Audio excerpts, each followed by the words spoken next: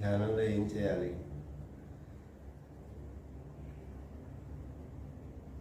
గౌతమ బుద్ధ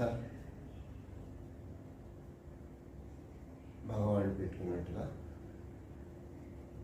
ధ్యాన ముద్ర అంటే ఏం లేదు, ఎడమ చేయి కింద పెడతాము మన పాదాల మీద, పద్మాసనంలో కానీ సుఖాసనంలో కానీ కూర్చుని పాదాల మీద అదే ఈ భాగంలో ఎడమ చేయి పెడతాము, ముందు దాని మీద కుడి చేయి పెడతాము. ఇప్పుడు రెండు బొటకన వేళ్ళు చివరి భాగాలు ఒకదానితో ఒకటి తగలాలి. దీన్ని ధ్యాన ముద్ర అంటాం. ధ్యాన ముద్ర చేయడం వల్ల మనకి ఏకాగ్రత బాగా కుదురుతుంది, కాన్సన్ట్రేషన్ కుదురుతుంది. అందువల్ల మనం తొందరగా ధ్యానంలోకి వెళ్ళగలం అన్నమాట. ఇప్పుడు మనకి ఇష్టమైన దేవతా స్వరూపాన్ని కానీ మంత్రాన్ని కానీ మనసులో చెప్పుకోవచ్చు, కొంచెం మెల్లిగా పైకైనా చెప్పుకోవచ్చు. చెప్పుకుని ఒక కనీసం 10 నిమిషాలు 10-11 నిమిషాలు ఉంటే అప్పుడు ఆకాశంలోంచి కాస్మిక్ ఎనర్జీ అంటే పొద్దునే ప్రశాంతమైన టైంలో ప్రాతకాలంలో బ్రాహ్మీ ముహూర్త సమయంలో నిద్రలేచి కనుక ధ్యానం చేస్తే మన కాన్సన్ట్రేషన్ ఏకాగ్రత అనేది చాలా తొందరగా కుదురుతుంది. అందువల్ల ఏదో మనకు నచ్చింది ఏదైనా అవ్వచ్చు, ఒక చిన్న అక్షరం అవ్వచ్చు, ఓంకారం అవ్వచ్చు, ఏదైనా సరే రిపీటెడ్గా చెప్పుకుంటాం. అది ఏది కాదనుకుంటే అలా కళ్ళు మూసుకుని మన శ్వాసని గమనిస్తూ ఉంటాం. సో ఇప్పుడు నేను చెప్తాను చూడండి.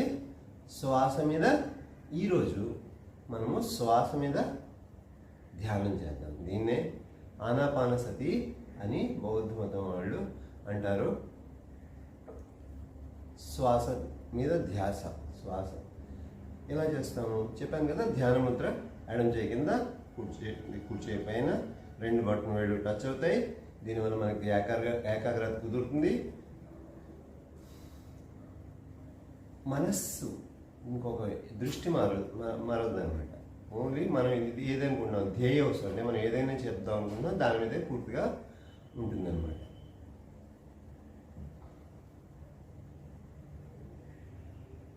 కళ్ళు మూసుకున్నాం. ఈ ఆసనంలో కూర్చోవచ్చు. వెన్నుముక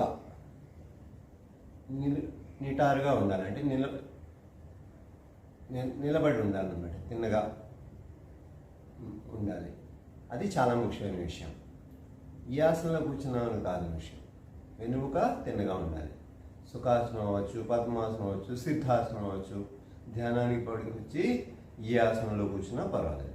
కూర్చుని కనీసం 11 నిమిషాలు సేపు అదే ముద్రలో అదే పొజిషన్లో కదలకుండా ప్రతిరోజు ఒకే టైంకి చెయ్యగలిగితే 21 రోజులు సాధన చేస్తే మీకు 22వ రోజు నుంచి దాని యొక్క ఫలితాలు అనుభవంలోకి వస్తాయి. మొదలు పెడదాం. ధ్యాన ముద్రలో కూర్చున్నాము. ధ్యాన ముద్రలో కూర్చుని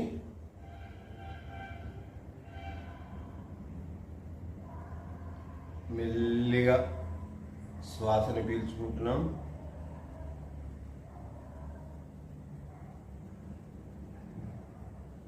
చాలా మెల్లిగా శ్వాసని వదిలేస్తున్నాం.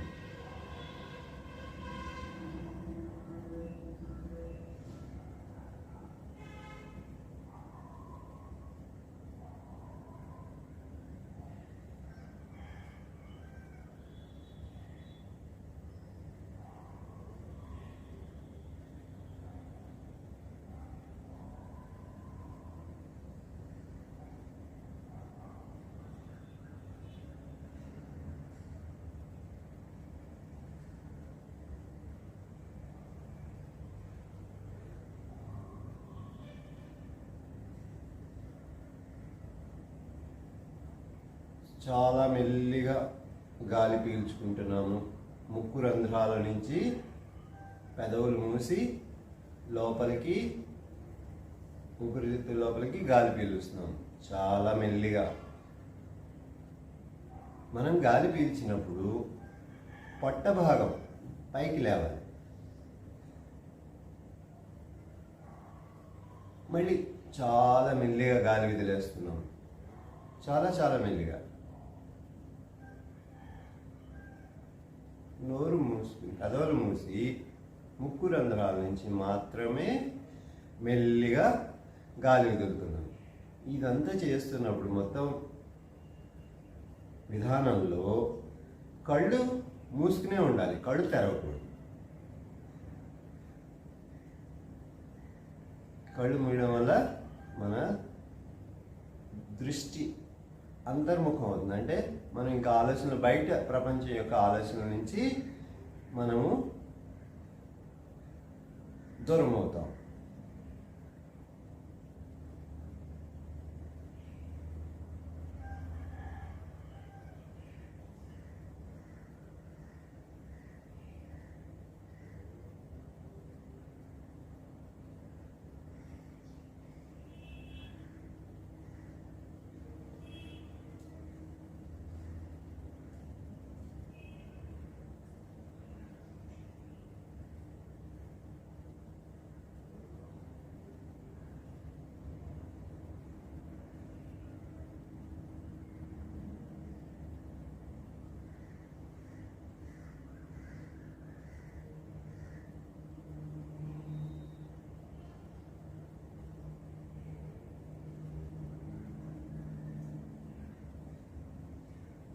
మిత్రులారా, ఇప్పుడు మనం శ్వాస మీదే ధ్యాస పెట్టాం కదా.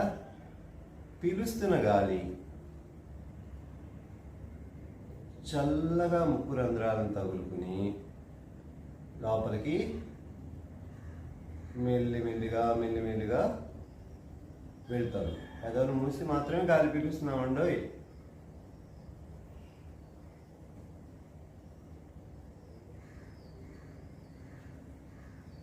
విదిలి గాలి పట్టులోంచి బయటకు వదులుతున్నా కదా, నిశ్వాస. అది బయటికి వస్తున్నప్పుడు గోరువెచ్చగా ముక్కు రంధ్రాలను తగులుతూ బయటకి వస్తూ ఉంటుంది. ఇది అనుభవం ద్వారానే తెలుస్తుంది, ఎవరికి వాళ్ళకే తెలుస్తుంది.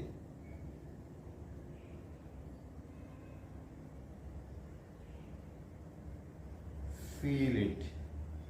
అది అనుభవిద్దాం, ఆస్వాదిద్దాం, ఆనందిద్దాం.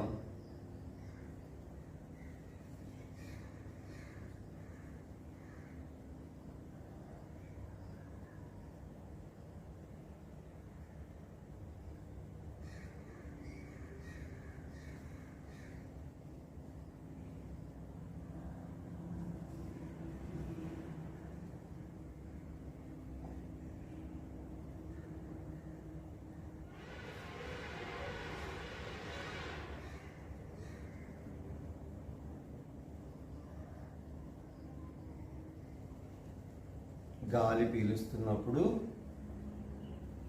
మనలోకి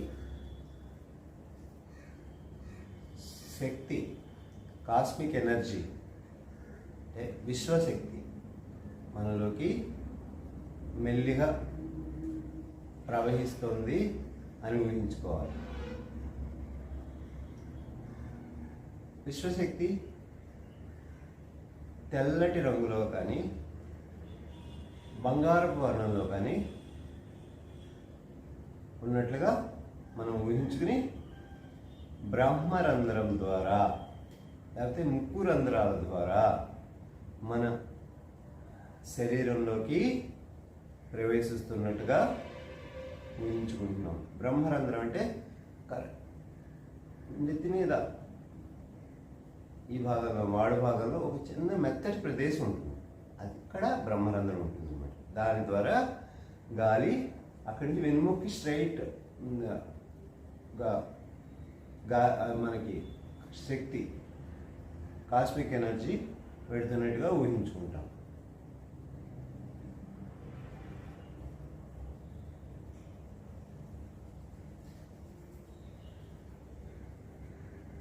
మనం తీసుకుంటున్న కాస్మిక్ ఎనర్జీ మన శరీరం మొత్తంలోకి వ్యాపిస్తోంది.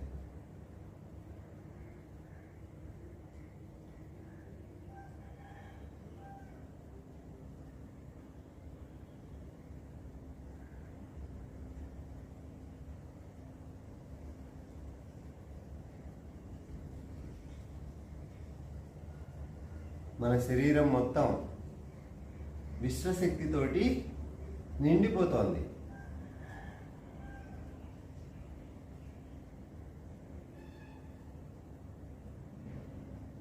శ్వాసని లోపలికి తీసుకుంటున్నప్పుడు విశ్వశక్తి మనలోకి ప్రవహిస్తోంది అని ఊహించుకుంటున్నాం. ప్రవహిస్తోంది కూడా. శ్వాసని బయటకు విదులుతున్నప్పుడు మనలో ఏవైతే ఒత్తిడి, స్ట్రెస్సు, ఏమైనా అనారోగ్య కారకాలు ఏవైతే ఉన్నాయో, టాక్సిన్స్ ఉన్నాయో, విష పదార్థాలు ఉన్నాయో అవన్నీ విశ్వశక్తి కారణంగా ఆవిరైపోయి బయటకు వెళ్ళిపోతున్నాయి ముక్కు రంధ్రాల ద్వారా. అందువల్లే ఈ ఆవిరి వేడిగా ఉంటుంది కదా కొంచెం, అందువల్లే మీకు ముక్కు రంధ్రాల నుంచి బయటకు వచ్చి గాలి వేడిగా అనిపిస్తుంది. సో విశ్వశక్తిని, తెల్లటి రంగులో ఉన్న విశ్వశక్తి మీలో ఒక్కొక్క భాగం మొత్తం శరీరం అంతా వ్యాపిస్తుంది. ఆ భాగంలో ఉన్న మీ యొక్క ఏవైతే ఇబ్బందులు, బ్లాకేజెస్,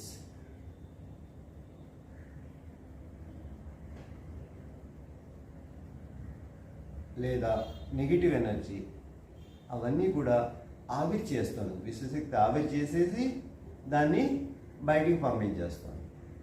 ఆవిరి రూపంలో ముక్కు రంధ్రాల ద్వారా బయటకు వస్తుంది.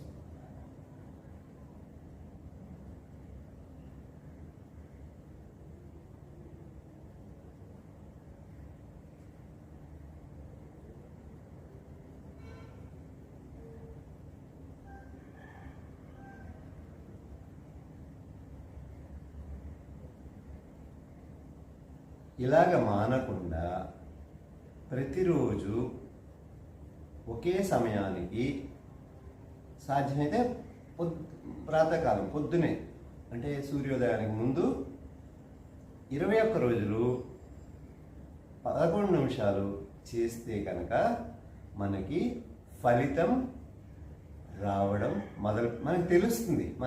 మనకి ఏం జరుగుతుందో, ధ్యానం వల్ల మనకి ఏం లాభం వస్తుంది అనేది ఎవ్వరూ చెప్పక్కర్లేదు. మీకు మీరే అనుభవంలోకి వస్తుంది. ఎలాగా? మన యొక్క ఏకాగ్రత పెరుగుతుంది, మన ఆలోచన విధానం వృద్ధి చెందుతుంది, బాగుంటుంది, పాజిటివ్ థింకింగ్ వస్తుంది. ఏ పని చేస్తుంటే ఆ పని మనం ఇంకా చాలా బాగా చేయగలం, జరుగుతుంది. ఇదే ఇంకా ముందుకి 21 రోజుల తర్వాత ఆపకుండా 42 రోజులు చేశారనుకోండి, ప్రతిరోజు సాధ్యమైనంత వరకు ఒకే సమయం, అంటే పోనీ అలా కాకపోతే సూర్యోదయానికి ముందు లేచి మనం కనుక ప్రతిరోజు కనుక ఇలా చేస్తూ చేస్తూ చేస్తూ కొంచెం కొంచెంగా మన ధ్యాన సమయాన్ని కూడా పెంచుకుంటూ వెళ్ళగలిగితే, ఎంతవరకు పెంచాలి? మన వయసు ఎంత ఉంటే అన్ని నిమిషాలు చేయగలిగితే ధ్యానం చాలా మంచిది అనమాట. ప్రయత్నం చేద్దాం. 11 నిమిషాల నుంచి మొదలు పెడదాం. చేస్తూ ఉంటే 40 రోజులు దాటిన తర్వాత, అంటే 41 రోజు నుంచి మనం ధ్యానంలో కూర్చుంటున్నాం కదా, మెల్లిగా గాలి పీలుస్తున్నాము, చాలా మెల్లిగా వదిలేస్తున్నాం కదండి. విదిలి గాలితో పాటు మనలో ఉన్న ఒత్తిడి, నెగిటివ్ భావాలు, శరీరంలో ఏమైనా రుగ్మతలు ఉంటే అవన్నీ కూడా ఆవిరి బయటకు వెళ్ళిపోతున్నాయి. లోపలికి మనము విశ్వశక్తిని లోపల శరీరంలోకి తీసుకుంటున్నాం. ఇలా మనం ప్రతిరోజు ఊహించుకుంటున్నాం కదండి.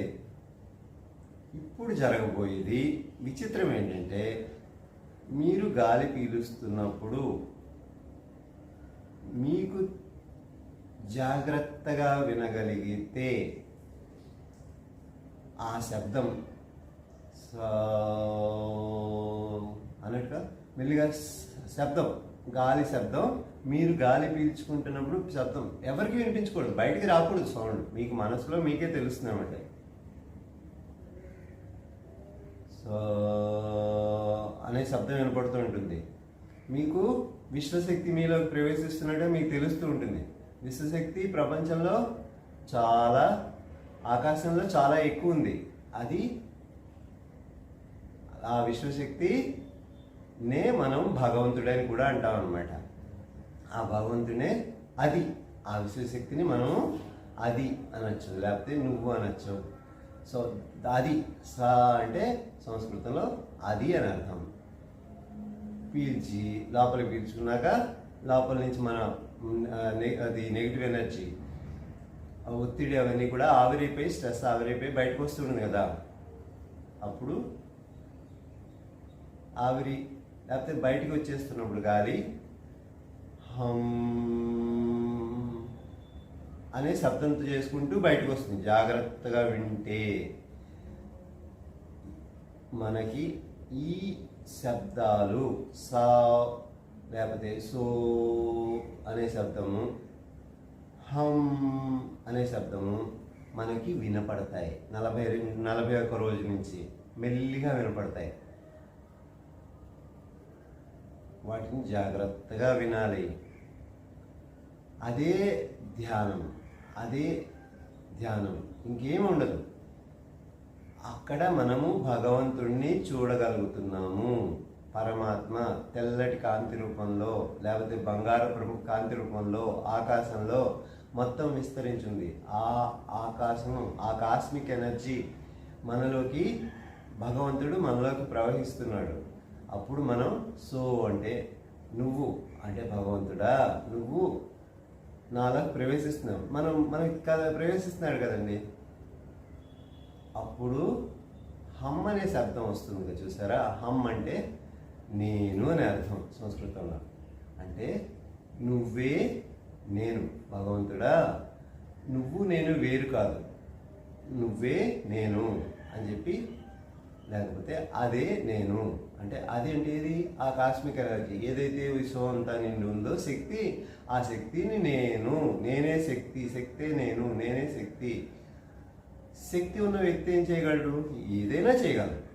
వాళ్ళు ఏదనుకుంటే అది చేయగలరు. అందరికీ మంచి చేయగలరు, అందరికీ మంచి చేయాలని అనుకోవాలి.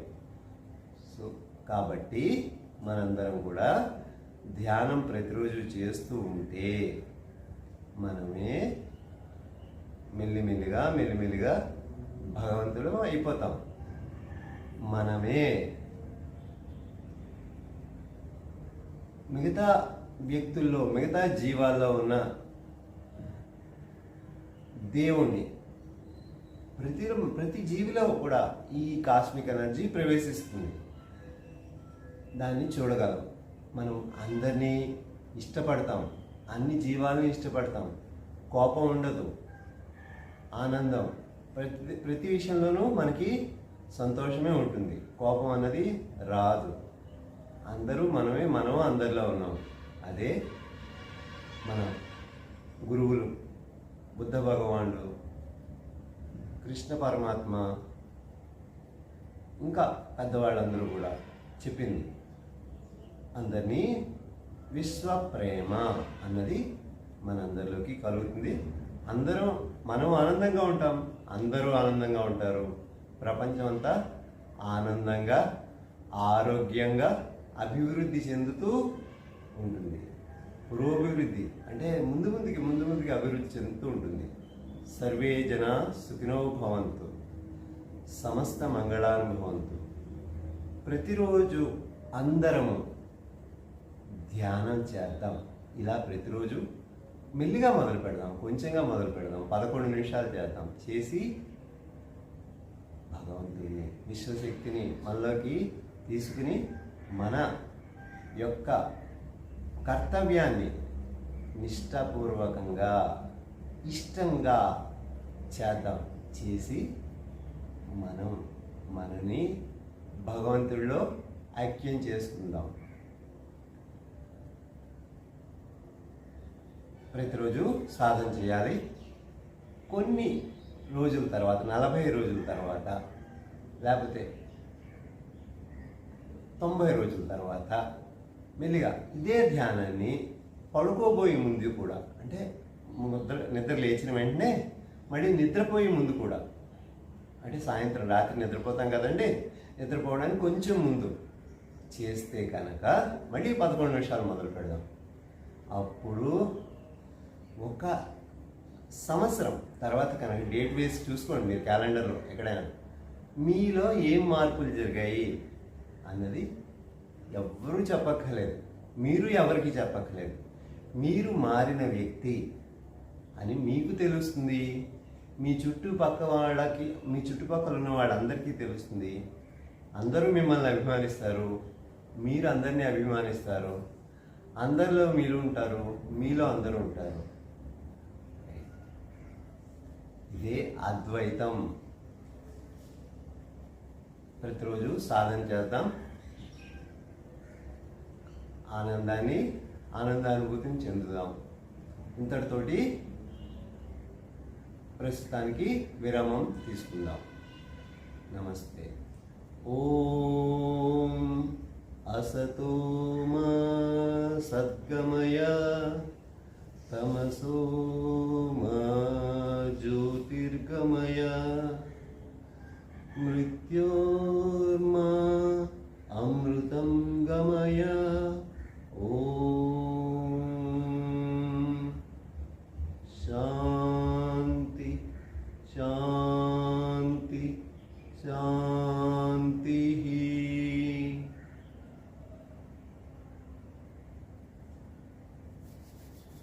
అని కళ్ళు మూసుకుని ఒక్క నిమిషం ఆగి 2 చేతుల్ని ఇలాగా రబ్ చేసుకుని మూసి ఉన్న మన కళ్ళ మీద మెల్లిగా